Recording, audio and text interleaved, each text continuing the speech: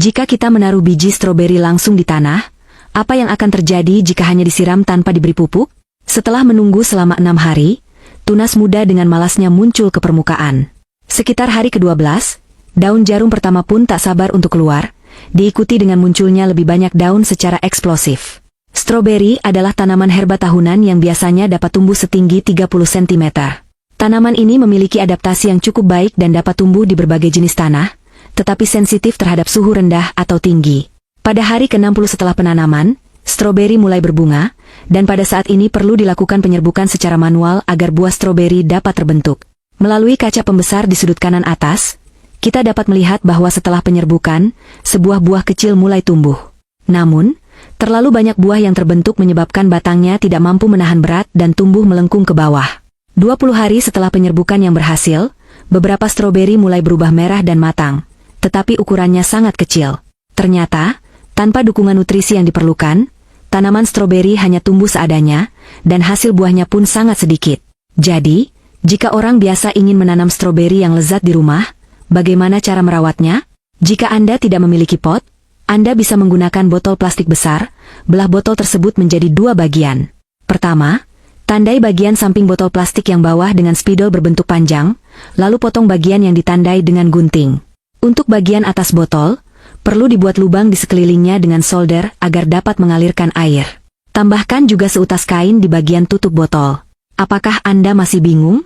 Jangan khawatir, Anda akan segera memahaminya. Setelah memasang dasar botol ini, masukkan setengah bagian yang tersisa ke atasnya, dengan bagian bawah menyediakan sumber air, sehingga dapat membentuk alat penyiram semi-otomatis yang terus-menerus menyuplai air ke bagian atas. Selanjutnya, siapkan campuran tanah untuk menanam, dengan mencampurkan sekam padi dan tanah nutrisi. Ini akan memastikan tanah memiliki cukup nutrisi sekaligus baik dalam hal sirkulasi udara dan drainase. Setelah semua persiapan selesai, ambil bibit stroberi yang sudah dibesarkan sebelumnya.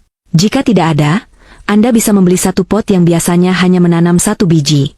Setelah semua dipindahkan, ingat untuk menyemprotkan air sekali agar bibit cepat beradaptasi dengan lingkungan tumbuh yang baru. Kemudian, isi kolam penampung air di dasar pot dengan air menggunakan penyiram. Selanjutnya, Anda hanya perlu secara berkala menambahkan air untuk memastikan pasokan air yang terus-menerus ke tanaman stroberi. 30 hari setelah dipindahkan, tanaman stroberi akan tumbuh lebih besar dan akan memasuki fase pertumbuhan pesat. Selama periode ini, kemungkinan terjadinya penyakit dan hama juga paling tinggi. Sebaiknya, taburkan lapisan serutan sabut kelapa di permukaan tanah untuk menghambat hama bertelur dan menetas di permukaan tanah.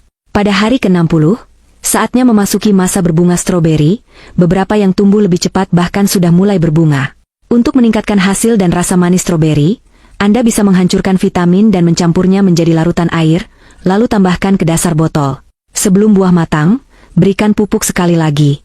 Pada hari ke-80, terlihat bahwa dengan pencahayaan yang baik dan pasokan nutrisi yang diperlukan, tanaman sudah dipenuhi dengan buah muda.